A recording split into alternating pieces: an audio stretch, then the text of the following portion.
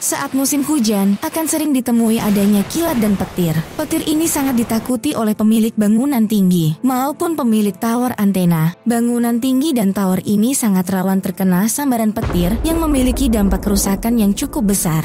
Biasanya diperlukan suatu alat penangkal petir yang berfungsi untuk menetralkan kekuatan petir yang tidak bisa diprediksi.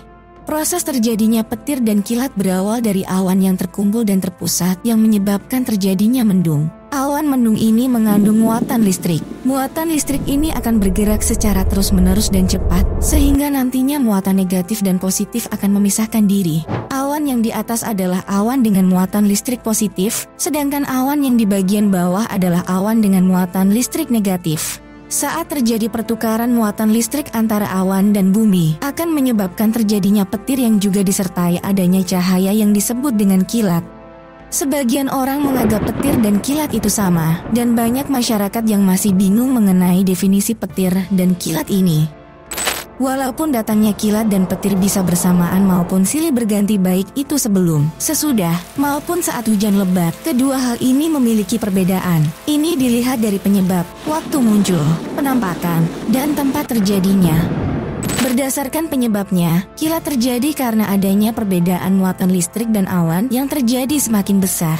Hal ini menyebabkan udara lebih mudah ditembus dari bumi ke awan, yang kemudian menjadi saluran pelepasan energi. Pelepasan energi dari awan ke bumi menyebabkan terjadinya kilat, sedangkan pelepasan energi dari bumi ke awan menyebabkan terjadinya petir.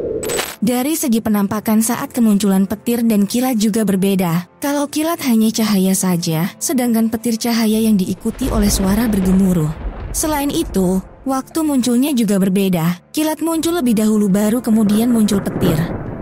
Tempat terjadinya kilat biasanya di atas permukaan bumi dan terkadang terjadi di atas awan. Sedangkan petir terjadi di permukaan bumi, bahkan kadang hingga turun ke bumi. Hal ini dapat dilihat adanya bangunan, pohon, bahkan manusia yang tersambar petir. Maka dapat dikatakan kalau kilat itu tidak berbahaya dan petir memiliki dampak yang merusak. Kilat dan petir dapat dikatakan sebagai suatu fenomena alam yang tidak dapat dipisahkan. Karena mengandung muatan listrik, petir memiliki kekuatan listrik yang sangat besar, namun tidak bisa diprediksi kekuatannya. Hal ini menyebabkan hingga kini belum ada alat yang mampu untuk menyimpan energi listrik dari petir untuk bisa digunakan untuk keperluan sehari-hari.